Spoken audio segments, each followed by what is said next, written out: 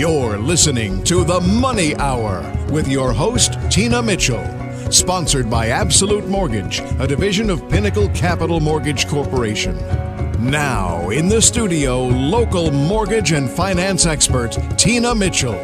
Welcome back to the Money Hour with your host and mortgage expert, Tina Mitchell, right here at 1150 AM KKNW, the Saturday, August 13th show. I'm here to help you build a strong financial blueprint one show and 1 week, or 1 week and one show at a time. If you're hearing my show at a different time and you are listening to a rebroadcast, you can always call the show at 1-855-400-1150 or online at themoneyhour.com.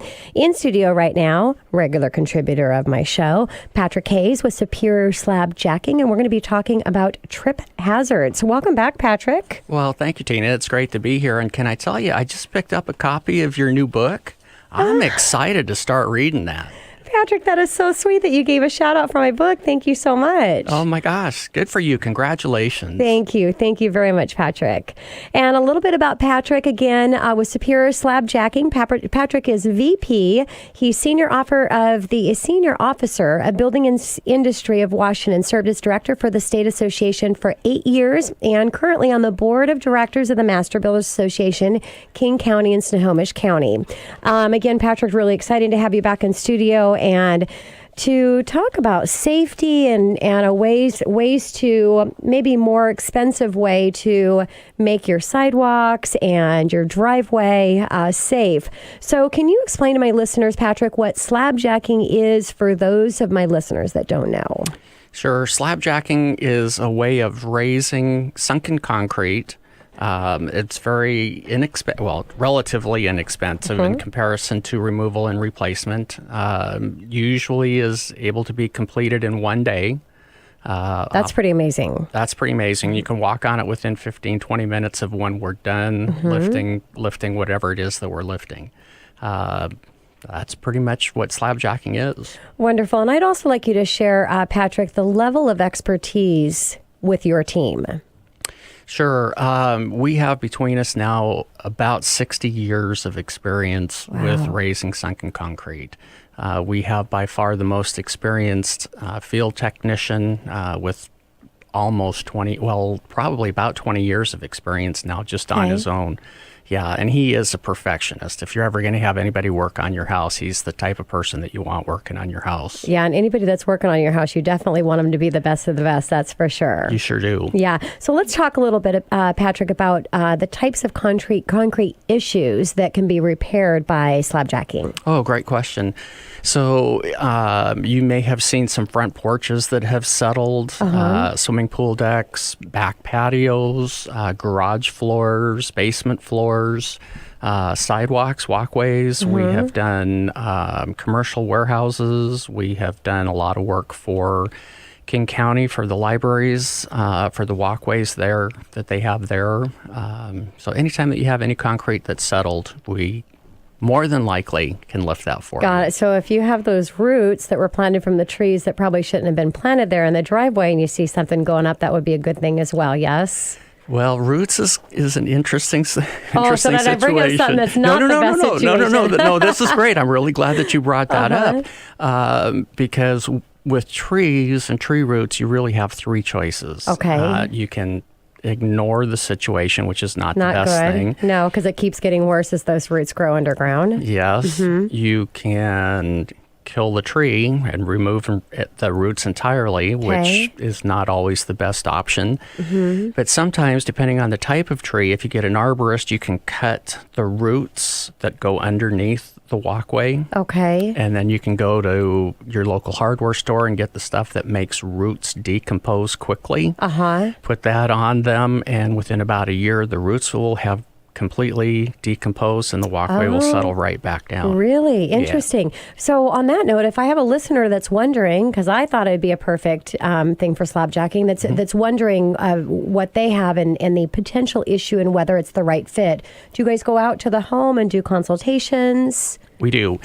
We do. And we always encourage people, if you have a question as to whether or not this is the right service for you, give us a call. We'll come Makes out, sense. take a look, and we are very, very honest with people. We always look at every situation as if this were my house, what would I do? Well, that's why I have you in studio, Patrick. Yes. Well, thank you. So what types or on the trip hazards are a real concern? And that's kind of the topic for our discussion today, especially for our more seasoned neighborhoods. So how does the cost of slabjacking compare to the removal of replacement? Great question. It depends. So sometimes it is more cost effective to remove and replace a piece of concrete. Okay. Most of the time, we're going to be able to raise the sunken concrete at probably about a third to half the cost of removal and replacement. All right. So pretty substantial. Pretty substantial. The other part of that is, again, with our process, you're able to walk on that walkway within half an hour or so of when we're done. If you have it removed and replaced, you have to stay off it at least for 3 or 4 days. Wow. So that's a huge difference in when it's accessible. Yes, absolutely. So, Patrick, what about damage? When you're going in and doing your work, is there damage to plants and things around? No, there's not. And people ask that all the time. We are very environmentally conscious. I am a certified green professional, and we have never done any damage to landscaping, plants, anything, because everything that we're doing is just with the concrete piece that's just right in front of us. Okay, perfect. And what are some of the causes that you can share with my listeners on settling?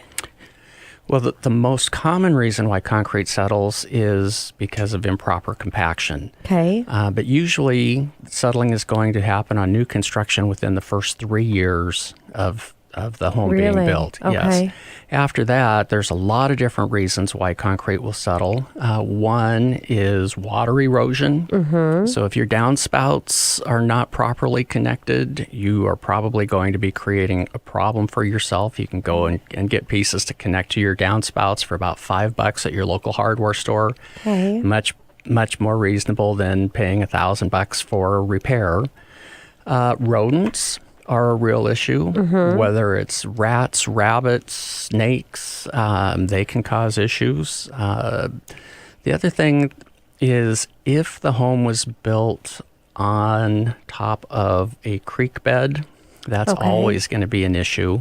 And oftentimes you don't know that for several years. And sometimes there's construction that goes on around you that changes the direction of streams. Okay. That can be an issue. And the other thing, obviously, is earthquakes. Yeah. Okay, perfect. And if it doesn't work when you come in or a company comes in and does, because I know when you guys go in, you do a lot of, you're taking a look to make sure that you actually can be successful at it before you're doing a client's job. But let's say that somebody has had this and for some reason it doesn't work. Are there guarantees that are attached? Yes. Our company is a bit different than a lot of other companies in that if we attempt to start raising your sunken concrete and for whatever reason there's a problem with raising it, we do not charge a penny. Okay, wow. Yeah, so 100% guarantee. 100% guarantee. We should have known up front that we were going to be able to or not be able to raise the concrete.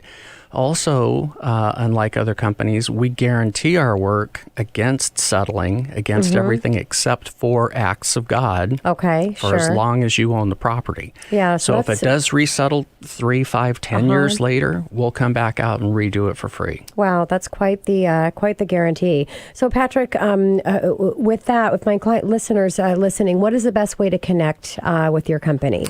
Well, our phone number is 866-RAISE. You can call us there, or you can email me at patrick@superiorslabjacking.com. Perfect.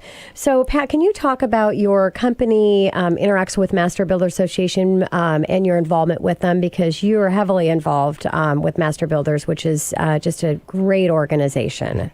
I am. My company has been a member of the Master Builders organization for about 12 years now.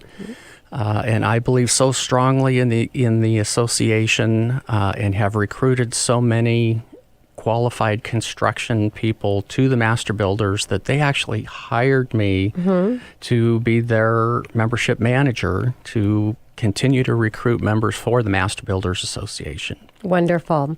And so let's talk about how many holes are needed to drill when you're doing the slab jacking, and what does it look like when it's actually been completed? So we typically are going to drill holes about 1.25 inches in diameter. Okay. And we drill them usually about every 4 feet apart. And sometimes it depends on how thick the slab is, how close or how far apart the holes are. And then it also depends on how new the concrete is as to what it's going to look like when we're finished, and whether it's aggregate or brushed or stained. If it's aggregate and it's new, you're going to have a hard time seeing that we've even drilled holes. Wow. If it's brushed, we are going to be putting a new concrete next to your older concrete, and it will be visible, but it will blend in with time. Okay. If it's stained concrete or stamped concrete, you're going to have somebody come out and try to match the colors that you have there, because we're not able to match the colors. Yeah, makes sense. So geographic area that you guys serve with your company? Canadian border to Olympia. Okay. Yep, Wenatchee to Friday Harbor. Wonderful. So you've talked a little bit about the maintenance or pre-maintenance to make sure that you're doing things to prevent from the settling. Are there other tips that you have for my listeners? Well, the big thing is to make sure that your water drainage is draining away from the home. So even like sprinkler systems, a lot of times you'll see the sprinkler systems, the automatic systems come on, and the sprinklers is right at the walkway or right at the front porch. That's just eroding the soil from that area, which is in effect going to create settling. Okay. All righty. How are you guys doing with your business, with everything that's happening in the economy with the real estate market? I'm sure that your guys' business has increased like a lot of other companies are benefiting from this market that we're in. It is a booming market right now, which is, really a great thing for everybody in the industry today. Yeah. And it was funny, as we were coming in studio, one of the realtor guests does a lot of work with slabjacking and possibly with your company on their website. So I'm sure that you do a lot of connections with our local realtors as well to help out them with their client needs. We do. And a lot of times we'll have real estate agents call us and say, can we give an estimate to do the work? Not necessarily that the seller's going to have the work done, but the buyer wants to know what the options are. Makes sense. So as an example, do I want to raise the front porch back up, or do I want to replace it and put a wood deck there, or whatever? So, we try to give a lot of different options. Perfect. Well, Patrick, thank you so much for coming back in studio. It's always a pleasure to have you here, and really appreciate your time. Well, thank you very much, and I can't wait to start on your book. And for all my listeners, since Patrick's mentioning my book, go to Amazon, Journey with Me to Personal and Professional Success by your host, Tina Mitchell. Thank you, Patrick. Thank you, Tina. Coming up next on the Money Hour, are we in a real estate bubble? I have Sherry Carcharo with Centrix Real Estate right here at 1150 AM KKNW after this short break.